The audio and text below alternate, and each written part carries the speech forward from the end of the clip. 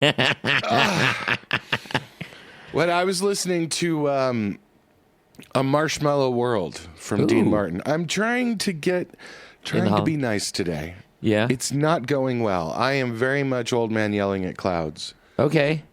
Because I had to fix my fucking microwave. And I have a microwave that's over the oven. Oh, you yeah. know, one of those. Yeah. And the little top thing that's like where the vent is. Yeah. Broke and fell off and basically split my finger open. And I tried to put it back up there as grease and all that. I have replaced this part before. I'm so fucking sick of this country.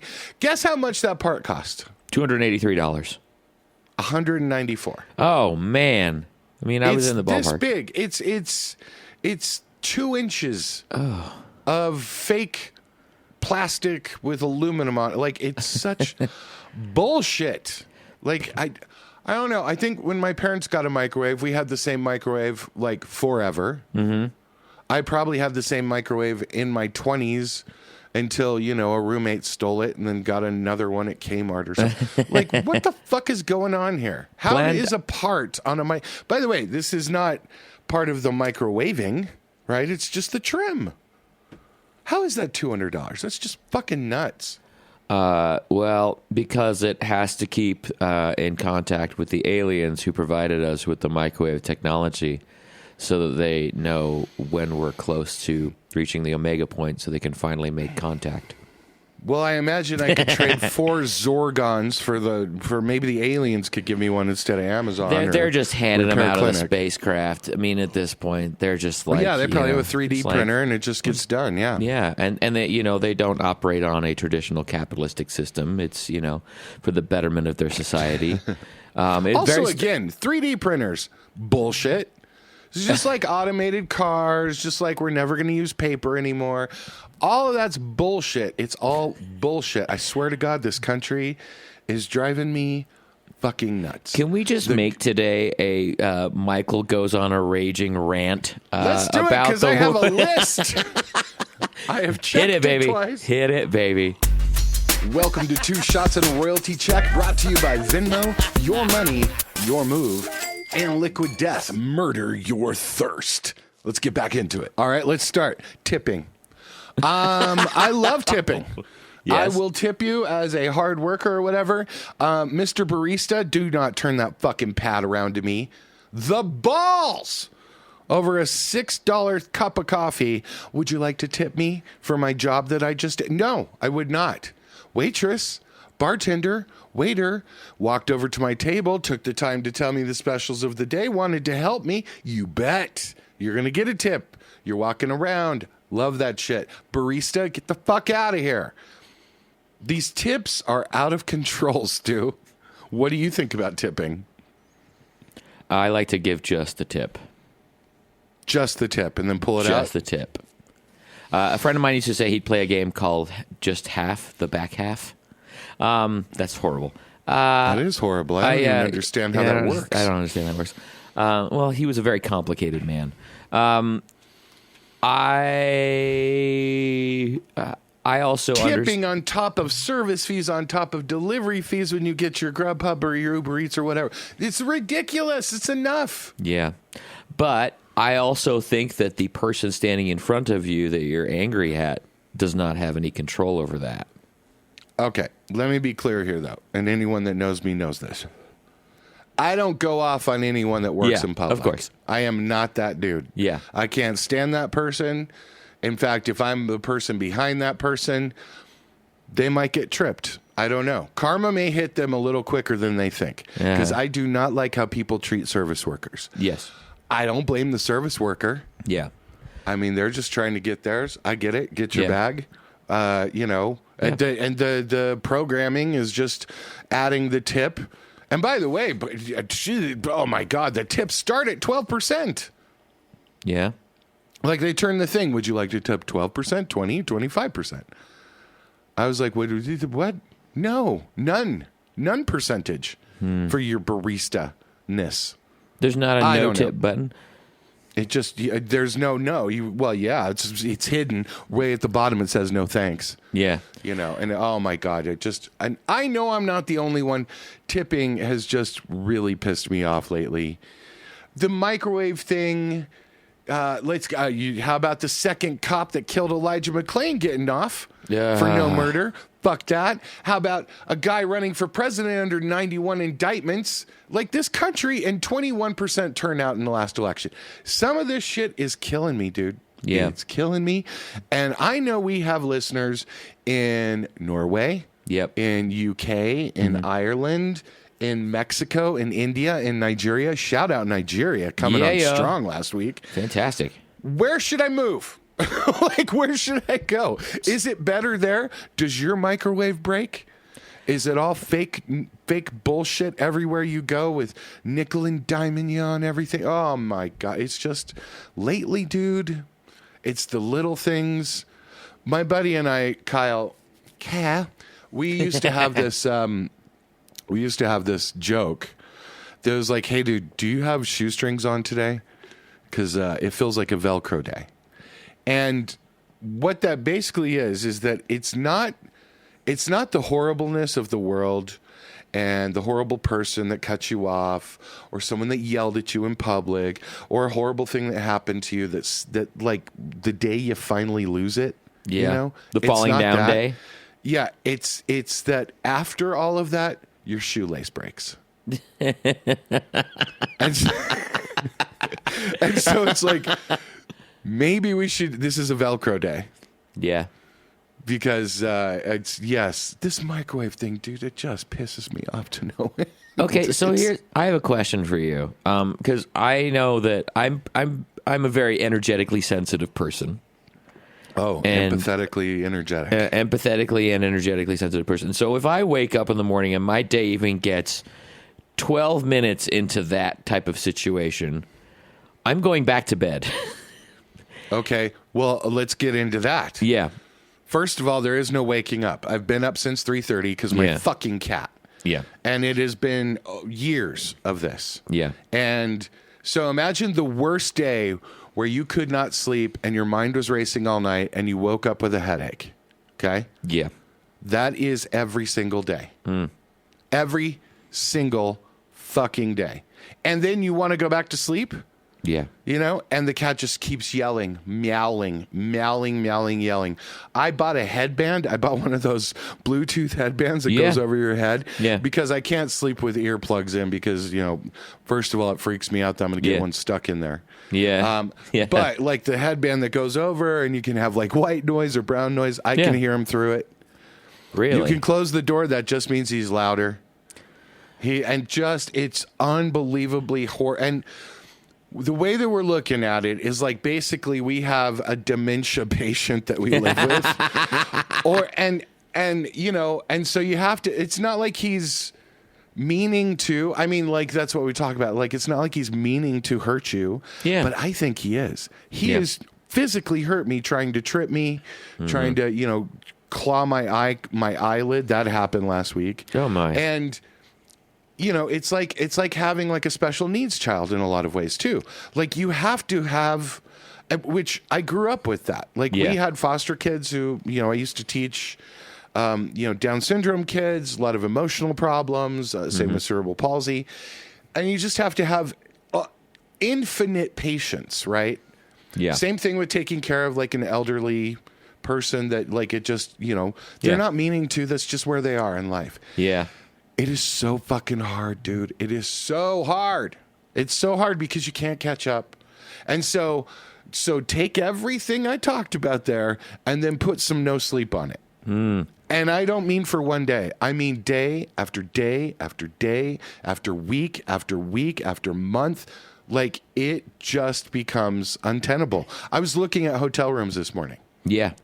Literally looking at hotel rooms this morning. Wow.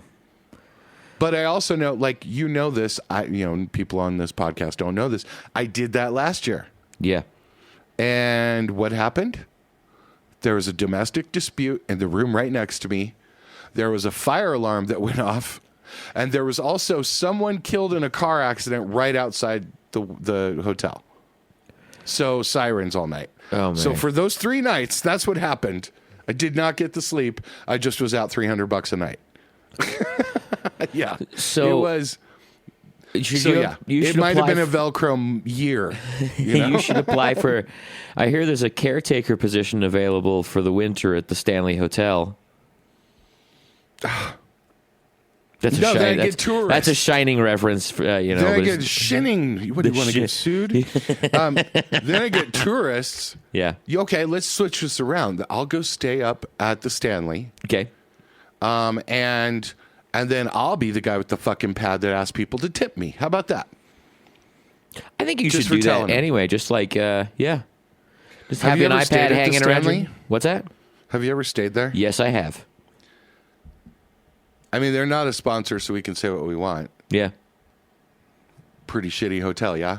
I thought it was fine. It's creepy as rooms- fuck. It's the overpriced rooms. for sure, Yeah. but it is also it's an experience of staying at the place that inspired The Shining, you know, or I'm sorry, The Shinning. Jesus Christ. I know, And you yeah. should go. If you Yeah. can go, it's in Estes Park. And Yeah. blah, blah, you should go. By the way, the grounds, fantastic. Yeah, I've been to a few weddings up there, played Yeah. a wedding up there. yeah, But yeah, the rooms are, Fine. what would you say? Classic. yes. Classically that is appointed. exactly. Yes, that's exactly right. I'm a big fan of like all that spooky shit though. So like I was like quite happy to be up there and be like do something. No, I'm a big fan of spooky shit. It's just give me 2 pillows that work. No, that's the thing about like those older like hotels and that kind of stuff is like the pillows are like they're small and they're fluffy, but they don't stay fluffy. They do not. Not with my big heat. But it is proportional, your heat. Yeah, but still, everything else is big too. Yeah, you're right. It's proportional. Oh, That's boy. a nice way of putting it. Yeah. Well, Everything's not proportional. everything else. You know what I'm saying. Yeah, you got a big old butthole. I understand. Yeah, that's right. I have a very small pinky. What? So yeah, it's been a fucking day, dude. Yeah.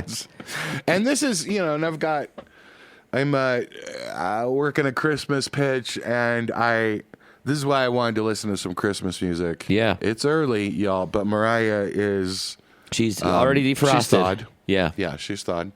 And I also posted this last week, something about like, look, if you see someone putting up Christmas decorations early, Yeah. just mind your fucking business. Yeah. Like Let they're them going have their through joy. it. Yeah. Yeah. Fuck do it. you care? Yeah, exactly. And You then can put people your are like, it's too early for Christmas. Oh, okay. All right. yeah. But, So we heard you. Fantastic. Hey, big show for you last week as part of my monster Oh, yeah. 5-day swing of shit I had to do. Yeah. That was a fun adventure. That was a fun adventure. That You're was- playing in multiple bands. Yeah, I He did. knows it's a multi-band. Yeah, it was. It was a hell of a couple of weeks because I also had a fill-in corporate gig where I had to learn 50 songs for that, and then we had the 20 songs for the headliner, and then the 10 songs for the opener, and it was like a week and a half. And the songs are not easy, shall we say? So it was a lot of work. Yeah, let's say that. Yeah. And I mean, it was also a lot of, directing of traffic because I had some veteran musicians and I had some noobs, shall we say, who, Yeah. required a little bit more hand-holding and required even more hand-holding on stage. You thought I was battling with the drummer a little bit on that one. I Is did. it- Shout out, trademark, TM. Trevor Mariotti. Yeah. I kept no, putting my just- foot up in the air. And the reason No, it's was... just there's so many weird time signatures, and I know Yeah. that he's trying to keep that together. Yeah. It was just a weird gig in that it wasn't like, a lot of times when you have like cover songs or you're Yeah. playing original songs and they're kind of normal. Yeah. Drummer either sets the tempo or goes with the flow a little bit. If people Yeah. are, if the crowd is hot or if the guitarist is a little high, whatever, Yeah. Yeah. But this was like everyone trying to make sure that the tempo was correct at the same time. Yeah. And a there's little some bit. weird changes. Like There's it was some weird challenging, changes. Yeah. different kind of music. Yeah. Let's put it that way. Although one of the things that was going on was he and I had just watched the outtakes from Anchorman 2, where Will Ferrell has Paul Rudd grab hold of his leg and says, "Feel that? Tell me that doesn't feel like a cock." And so every now and then there would be a foot just shoot out behind the drum kit, and Trevor would shout, "Feel that!" from behind his drum kit, and I would do it. And so That's why the hi-hat was off. Yeah. Well, it's funny because like that particular gig, yeah, there's a lot of lyrics. A lot of lyrics in those songs. Rapid fire singing. Rapid fire. I mean, almost to the point where the person writing them didn't consider breathing. You know, and it's different when you're recording. I mean, like we all, have learned throughout the, to comp things together and get the best, sometimes you're getting the best take of a line, the best take of part of a line or this, that, and the other thing, and gluing it all together where, I had a couple instances in the recording sessions for that record where the vocalist's voice her timbre would change halfway through a phrase, and it sounded like a bad edit, Yeah. Like it was like, whoa, that was interesting. Why'd that happen? So then she'd do it again, and it would be the exact same thing. So it's it was a lot of hurting all of the cats. And I had a friend of mine sub in on the guitar. The guitar player who played on the record couldn't make it, and he came in and did a fucking killer job. He showed up and knew the parts and had the tones and wore an appropriate pair of pants. I loved playing with Brett Walston. I love that dude. And what I liked is that everybody got a little solo action. Yeah. And it's been a long time since I've heard Brett just do his thing. Because he can fit into so many bands. Like I played in like a rock band with him, and I think we played earlier before that in like sort of a metalish kind of project. And then he's playing in a country thing. Yeah. And this project kind of had a bunch of that too. Yeah. Yeah. But then when he got his solo part, he got to do his sort of his Rush, Marillion kind of thing. His sort of prog rock, Echoplex, fucking huge orchestration thing. And I loved it. I loved it. I loved to hear that. Yeah. He was he had a good time, which is good, and I'm happy that he was able to. And he looks good too. Yeah. He's all grins and shit. I'm all glad about that. Yeah. He wore a tie. He did wear a tie. Nobody asked him to. Dude, no one asked you. No one asked him. So yeah, that was a fun gig, and the turnout was good, and shout out to Andy Burka and the Oriental Theater because he's the cream of the crop. That was my Macho Man Randy Savage. We closed that shit down. By the way. We did. I had to cancel my Uber. Sarah, we were arguing outside because you came out and you're like, "Here, hold on, are you guys leaving?" I was like, "Yeah," and then and then it was like, "No, we got to wait for Stu." And well, you didn't have to. The lights are off. All the door guys are gone. Yeah. I'm just standing. Yeah, we're saying goodbye to the owner. It's like, no, this is over. And you and I have been friends long enough where I can say, "Hey, are you guys leaving?" And you can go, "Yep." And I'll be like, "All right, I love you. I'll see you later." I didn't even need to know. Like, you could have just gone. I could have looked out and said, "Hey," and you could have turned your back and walked to the opposite side of the street, and it would have been fine. No, but it was your night, Star. It was not my night. We need to give you the proper flowers. No, it was not my night. Here's some fart lilies. I got to play. I didn't get to hug TD. I don't know. I think he was.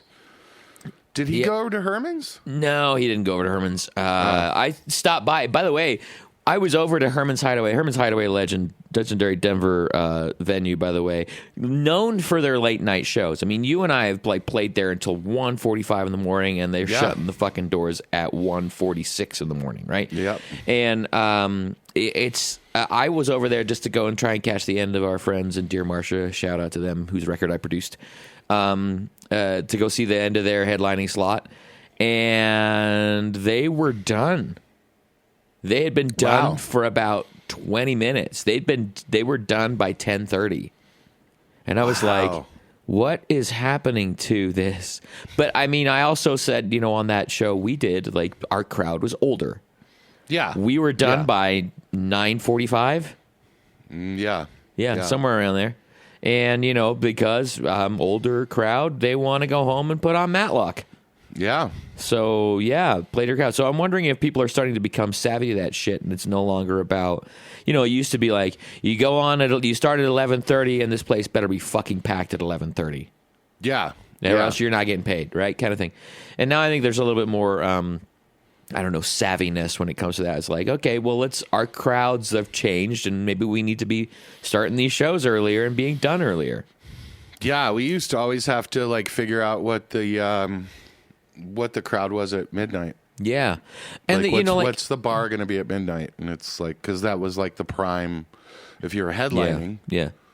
Like that was kind of like take a count at midnight. Like how many people had stayed or came back or come back or come in or hadn't left. And do you think it has something to do with the fact like that? We are men of a certain age. See, and so the generation of people that are out from 9 to 2 in the morning or 11 o'clock to 2 in the morning are no longer going to music venues. No, probably not.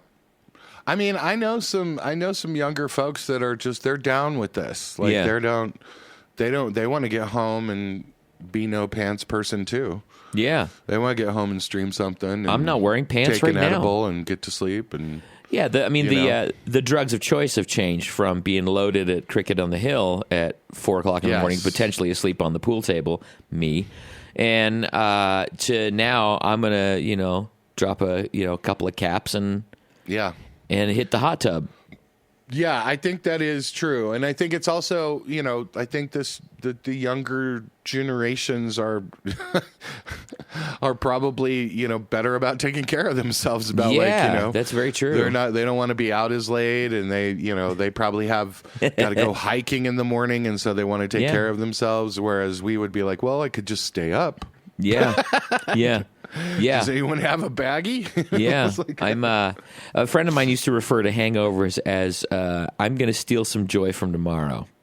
Yeah. Yeah. Like I'm going to enjoy the shit out of the night, and then tomorrow I'm going to feel like garbage. And I mean, but I don't know. It's also, I think it's economics too. I mean, I think that, there used to be a time where even when I was coming up where, you'd scrape together 20 or $30 and you could drink. Yeah. All night. Like you could, and that 20 or $30, that's 2 drinks and a tip now, and you're out. Oh, we're back to tips. Yes, exactly. Now that's fine.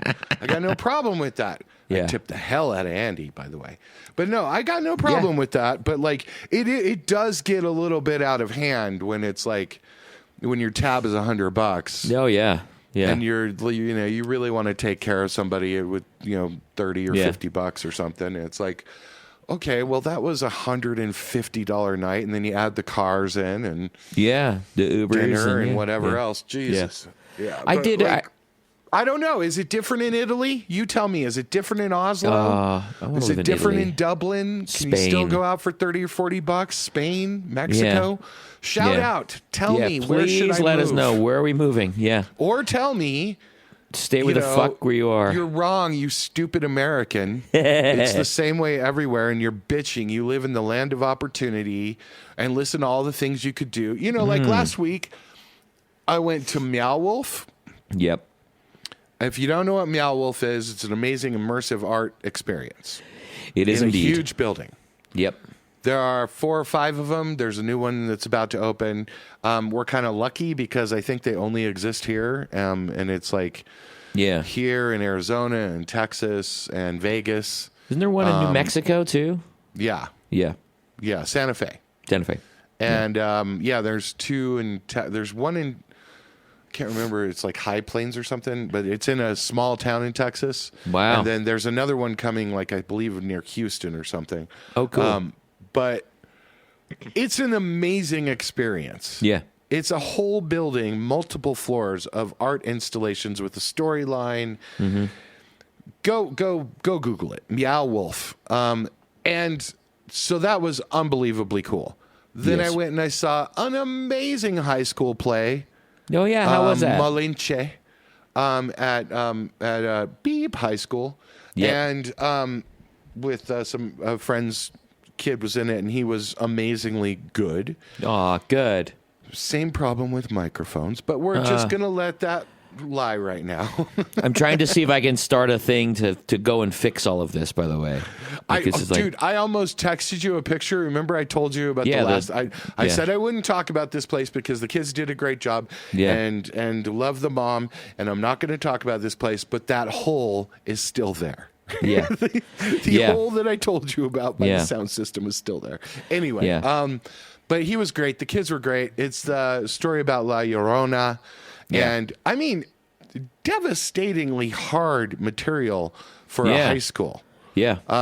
Like, you know, about Aztecs and Mayans and Mexican culture and death and murder and conquistadors. And, I mean, like, it was... And now it's a very Hispanic school, which made sense because it was very pro, like sort of the Hispanic experience. And you walk into the school and they had Day of the Dead shit everywhere. Cool. I mean, like tons of like really cool installations. It was just impressive. The whole thing was impressive. It was great. Fantastic. Yeah, and so as much as I'm like, this fucking country, at the same time, I got to do a bunch of things that I'm not sure whether or not I could do anywhere else this week. That's fair. Yeah. Friends that own venues that are playing and got to see things and jumping over here and over there. And some amazing food that maybe I couldn't have gotten other places. And It's, you know. But I don't know. Is that all the shiny stuff that's keeping me here? The entertainment? Da-da-da-da-da-da, yada-da-da-da-da, stay in the USA. You know, it's like, is that what it is? Is that all of the streaming and the entertainment and all that keeps you here when I should be reading a book in front of a fireplace as the night is falling and enjoying nature and talking closely with a friend out at a small place? Like, you know, I don't know. You tell me. Do I go to Oslo and become a drunk? Yes. You don't become a drunk. What you do is you become the wise old man that lives in a hut on the edge of the city that they send errant Americans to visit when they're having a crisis of faith. I've seen Oslo. There are no huts. That is a beautiful city. Yeah. It is so cosmopolitan. I understand it's a little expensive. No, it's a 5-star white marble hut, but it's, I mean... You misunderstand me. Seeing in America, that would be an Airbnb, and I'd have to tip them for leaving my trash. Or do I go to Mexico and just, you know, have a nice cerveza and some guac and clap at the sunset every night and walk on the beach and write my books and do my music and, like, just, you know, Why not all of it? Why not all of it? Why not have a spot in all those places and just get to it? I know. You have 37 condos around you right now. Sell 36 of them. That's right. Get the fuck out of here. That's right.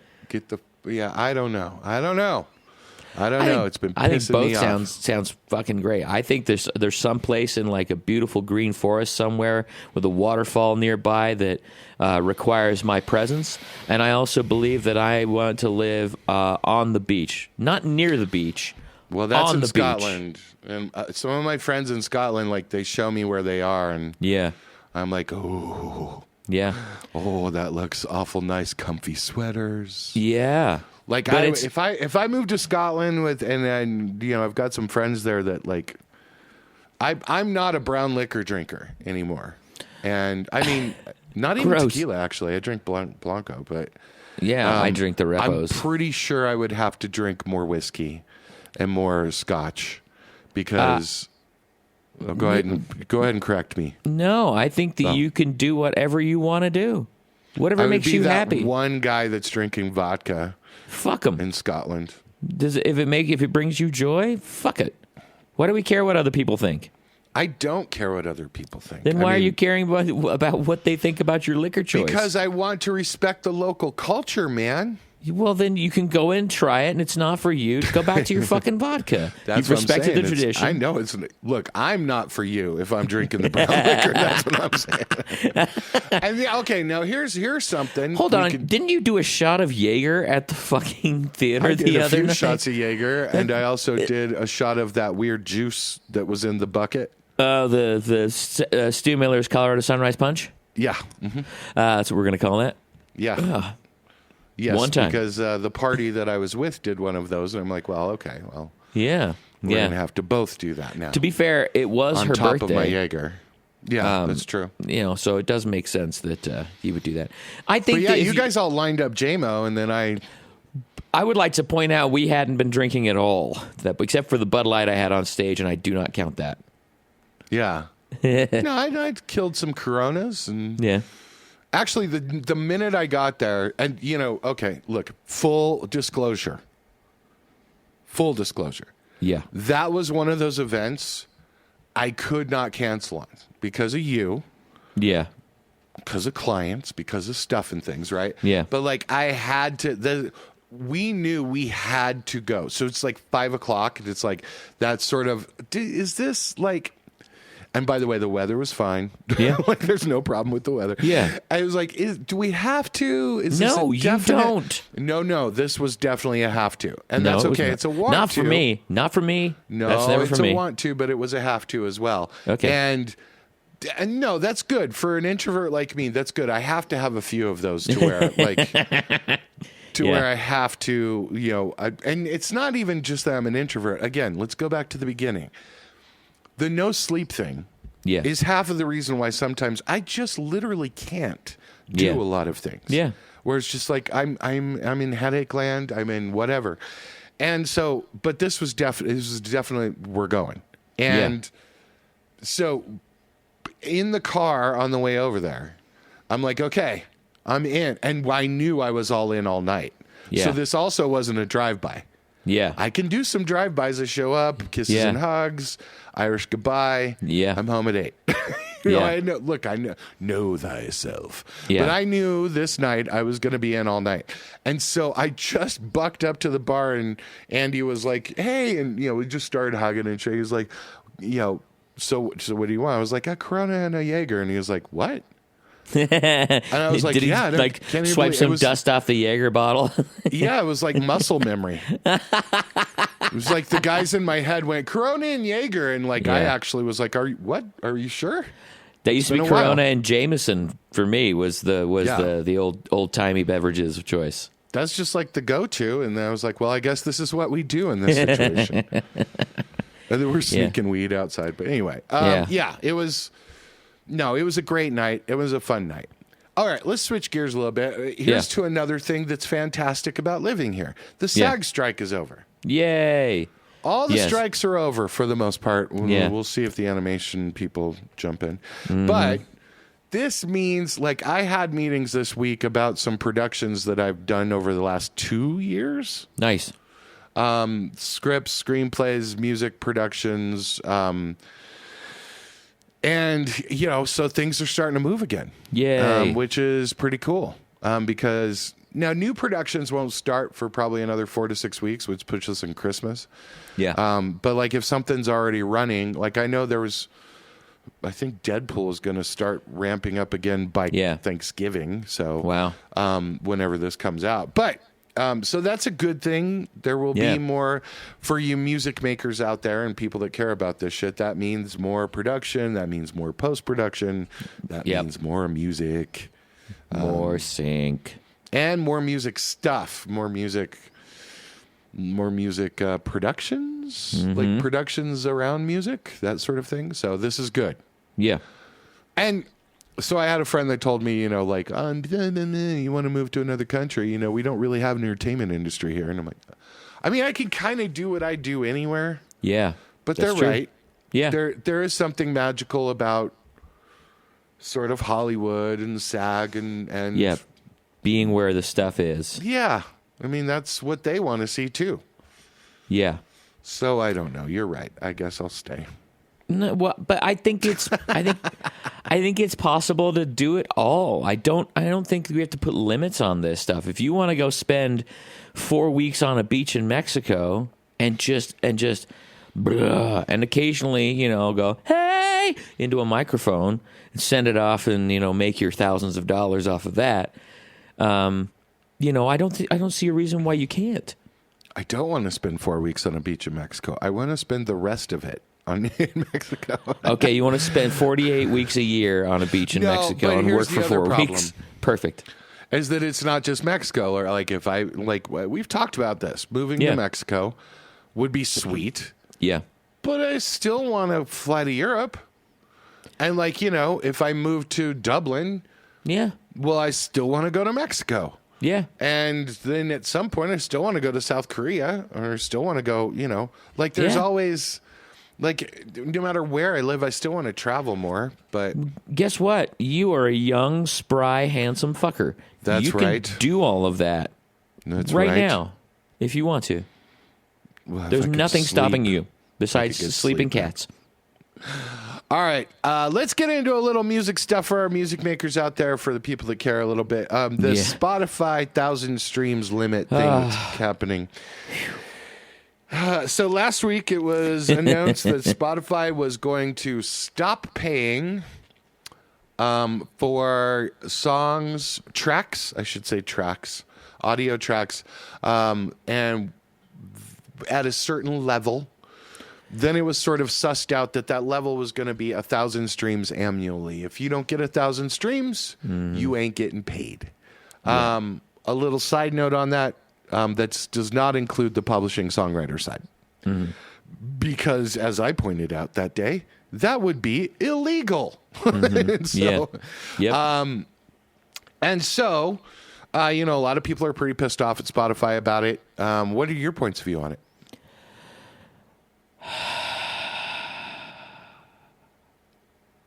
That's well it. Said. Well Thank said. you. Well said. My point of view on it is this. Number one, with regards to the publishing side, that is illegal. They can't do that. But number two, if you have 1,000 streams annually, you're not really playing the game of streaming. Right. So that means that you're not putting any, anything behind your release campaigns. Like if I was, even if I'm on a major label, there's still going to be a marketing campaign behind my new releases. And if you as an independent are not doing that, that's when you get less than 1,000 streams. Now, do I think that it is fair? And I'm using that word specifically. No. But I also know for a fact that BMI doesn't pay you your royalties until such times as it reaches a certain amount of money. True. So how is this different, other than the fact they're just throwing the $3 that you would make on those 1,000 streams or whatever into a bucket somewhere? Yeah, that's a good way to put it. I think I like it. I think this is I like it and I hate it. I don't like that they changed the deal. Yeah. This when wasn't you're already the deal. in it. Yeah, like if you're trying to make a go of it on DistroKid or whatever, you're already paying $35-$45 a year or whatever on CD Baby you're paying per release. You've already put money into it, and this was not the deal. Yeah, this was not the deal, and so I don't like how platforms that control so much are able. Again, this is that American thing, but this is Spotify. I don't like how shit just changes out of nowhere, and like this wasn't what we agreed to. Yeah. So I don't care for that. However, I do like it in that this is a way to sort of discourage the people that aren't playing the game, the people that aren't really in it.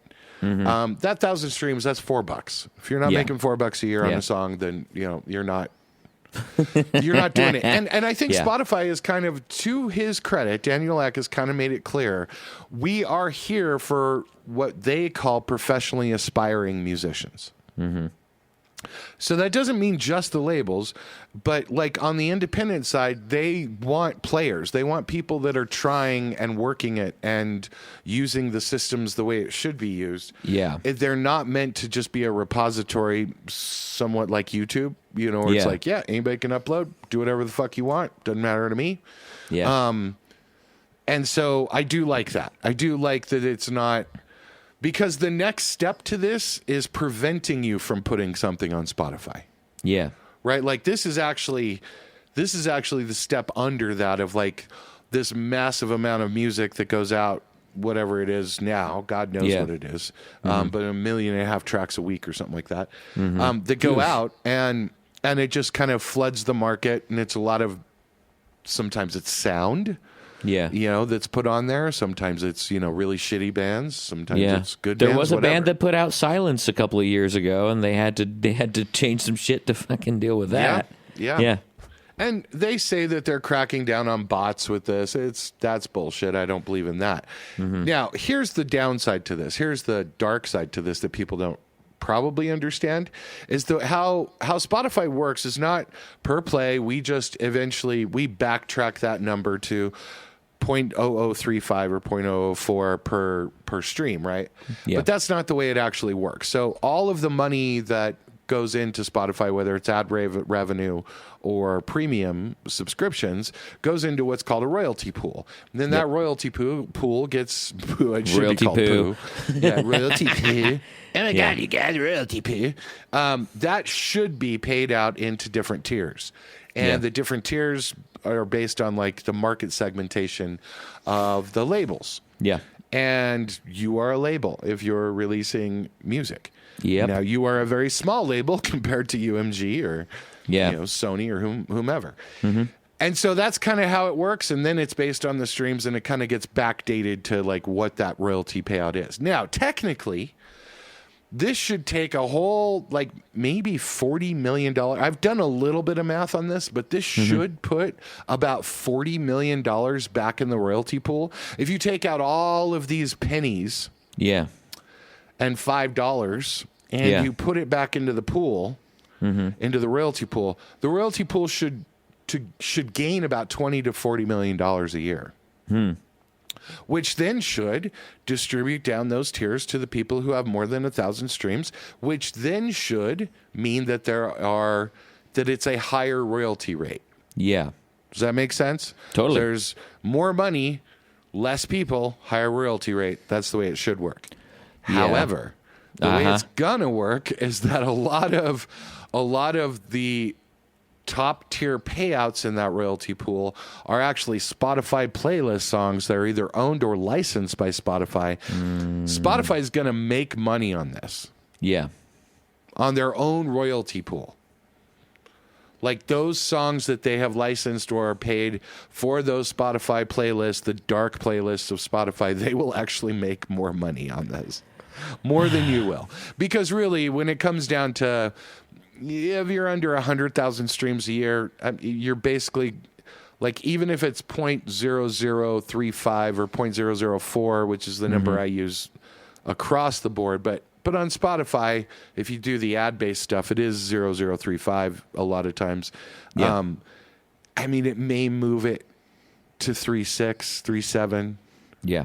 It's not going to be massive. No. But it would be massive if you had, let's say, 100 million streams on a playlist of Spotify-owned or licensed songs. Yeah. And the trade-off here, from what I understand from like a Warner or Sony, is that obviously for the top-tier artists, they may see, like a 200,000, 300,000 bump on that. So the labels won't be pissed about. If you just take, let's say it's 20 million that's more in the royalty pot, you could just split that up basically 5 ways for the majors and Merlin and then everybody else. And the rest of you lot get the leftovers and the scraps. And so like that's basically how it's going to shake down. So I think it's a good thing. You'll always hear the people that are bitching about it. Like, I don't think this affects me at all. So it doesn't really matter to me. Either there's songs I have on there for legacy reasons that aren't getting any streams, but I want them so that I say this band or that project or whatever, go listen to it. That they don't have those amount of streams, but I'm not going to continually promote them. Some song from 20 years ago or 15 years ago. Or newer songs that are nowhere near this level. They're way above it. So I don't think it really matters to me.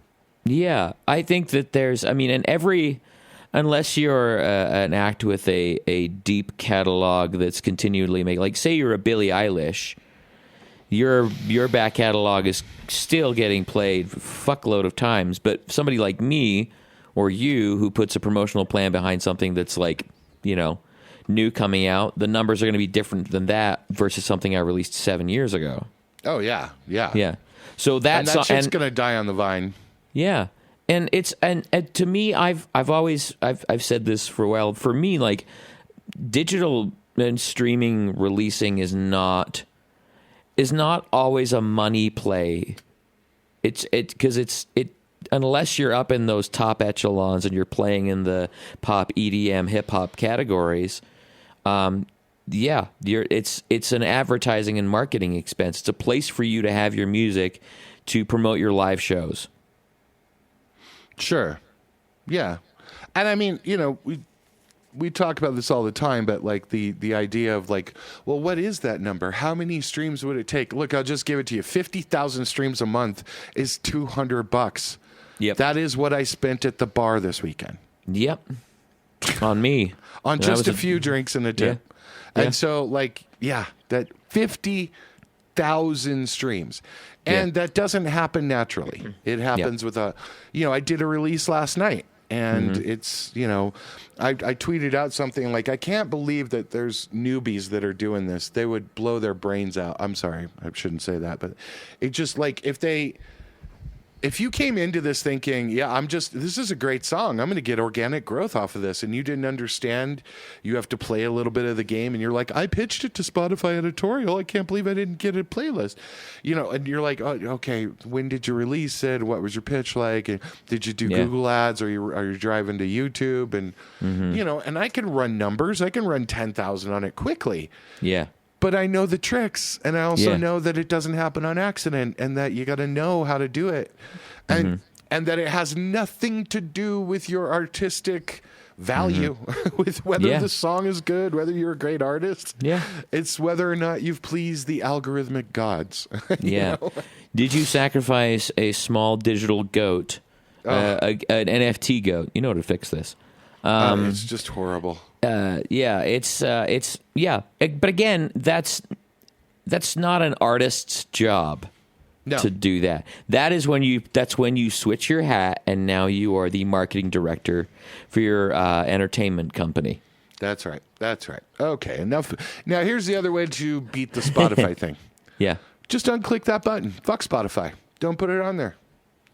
You can fight against it. There is not this level for Deezer or for Apple or for Tidal or for, you kind of have this with YouTube where you have to get a certain amount of people to monetize and subscriptions. It's 1,000 or something like that. All that. Yeah, there's levels to all this, right? But just unclick Spotify. Fuck them. You don't want to put your money on there? Don't. That's what it is they're trying to get you to pay money in the ecosystem to try to promote your music, to bring more listeners to them. That's how they're using independent artists. They figure, we'll get 1 million independent bedroom producers who have dreams of stardom and blowing up on Spotify to spend $200 a month on promoting themselves. And they'll just bring us more listeners. Who cares? Yeah. Yeah. But you can opt out of it. It's basically the rock club model on an international level. Yeah, we're gonna open the space, and in order for you to come use our space, you have to bring all of your people here. Yes, how many are you bringing? We're not doing any marketing. We're not going to put up any posters. You're responsible for doing all of that. Yeah. You know what? We might put you in our little single strip ads right in the corner of the local rag magazine, and your name will be 1/8 of an inch high. That's all we're gonna do because we have a standing relationship. You also don't get that data. You also don't get who those people showed up are, and you can't reach out to them themselves. That's ours. That's ours. And it's this basically is mine. That's mine. If there's any question, it's mine. Yes, exactly, exactly. And if you want to fix it, make something better. Yeah, just so someone asked me, and I'll just say it here. Someone asked me, so how do I combat this? I want to be an independent artist with my fan base, own my fan base, do all this kind of shit. I'm like, okay, so do you sell music on your website? Do you have your own streaming platform on your website? Do you have your own website? Do you have your own thing that you own? Yeah. And they're like, well, no. I was like, well, okay, you can do it. It's really hard. Yeah. But you can do it. You can put up a streamer, or you can do open source programming for a streamer on your own site. You can drop a Bandcamp player into your... Absolutely. Oh, that's another thing. Bandcamp bought out by Songtraders. There was a reason. I know. All right, we're going to let that one go. All right, let's get to Sync of the Week. Sync. I will, I'll go first on this because I know you don't have this one. We're on Apple TV Plus. And The Morning Show, Season 3. Oh, I still have to finish Season 2. It's just wrapping. Yeah. But there is a Season 4 coming, so that's good. Good. I like it. I like the show. It's so not about a morning show, so by now, by the way. But there is a great placement in the last episode. There's a few, actually. But you will hear the lovely voice, the mature voice of David Bowie serenading you. Oh, excellent. And they placed Lazarus, which is from the last album. Last record, and it's Black Star? Is that what it was? Anyway, just Lazarus, great song. You know, a man of some age still fucking killing it with a great song at the end of his career and life. Yeah. And it is a perfect fucking placement. It's Lazarus from David Bowie on The Morning Show. And the music soup on this year is Linda Cohen. Oh, very nice. So, for The Morning Show. So that is my Sync of the Week. That is a hell of a fucking record. Like that record is really, really great. And I still, what's the meme that says everything's gone to shit since David Bowie died? Right. I'm not saying there's a connection, but everything's gone to shit. And I've seen it for Prince too. Mine is from a movie, from a film I watched. I had some credits on my Amazon account, so I purchased the digital version of Indiana Jones and the Dial of Destiny. My Sync of the Week is John Williams' classic score. No, I'm kidding. The Dial of Destiny. So this is the latest one? This is the latest one. Yeah, fun adventure. Enjoyed the hell out of it. Not completely memorable, but like still fun romp. And in it there was a version of "Fly Me to the Moon," the well-known tune, Sinatra, everybody did it. But it was Tom Jones singing "Fly Me to the Moon," and I was like, that sounds like a soft spot for those fucking Welsh. Welsh. I have a fucking soft spot for the Welsh, but I have a massive soft spot for Tom Jones. So yeah, it was a hard spot. Hey, what's up? I've got several hard spots for Tom Jones still. I'm just reminded of your friend's grandmother. Yeah, who threw her panties at Tommy Jones. Tom Jones. Excellent. So, Fly Me to the Moon, Tom Jones, and Indiana Jones and the Dial of Destiny, and PJ Bloom, the music soup. PJ Bloom still fucking killing it out there. Still killing it. Yep. Exactly. By the way, Fly Me to the Moon, great little story here, written by Bart Howard. It's originally titled In Other Words. Oh, yeah. In other words, the big fucking hook. So, 1954, Bart Howard. Wow. A lot of people, you always associate it with, Sinatra or someone else, but some of us songwriters would like to get a little bit of, I would like to have a word. Yeah. Bart Howard. There you go. Bart. Yep. That's what happens. All right, let's wrap this sucker up. Thank you so much for joining us this week. Make sure to check out StuMillerMusic.com for a bunch of cool specials as a music mentor, as a mixer, as a producer. He can help you with a bunch of things. It's fall and winter creation time for those early spring, summer releases. Get your PSL and see StuMillerMusic.com. And you can email us to ShotsMusicPod@gmail.com. Follow us at 2MusicShots. No, that's not right. 2ShotsMusicPod. At 2ShotsMusicPod. 2ShotsMusicPod. 2ShotsMusicPod. Yeah. At 2ShotsMusicPod. Yeah, you can follow us anywhere. Make sure to leave a little review on that Apple podcast if you don't. Let us know what we're moving to. Shout out to Amazon Music people out there. Thank you so much for listening on there. And to all of our YouTube people, we really appreciate it. Thanks for sharing those little audio videos and subscribing and ringing the bell and all of those things. We really appreciate Ding. it. Yes. So until we talk to you next week, Michael's going to get some sleep. I'm going to try to get some You're sleep. moving in with me for a week. Do you live in Mexico? All right. I love y'all. I hope you do well. Good night. Write a great song. Love you. Bye.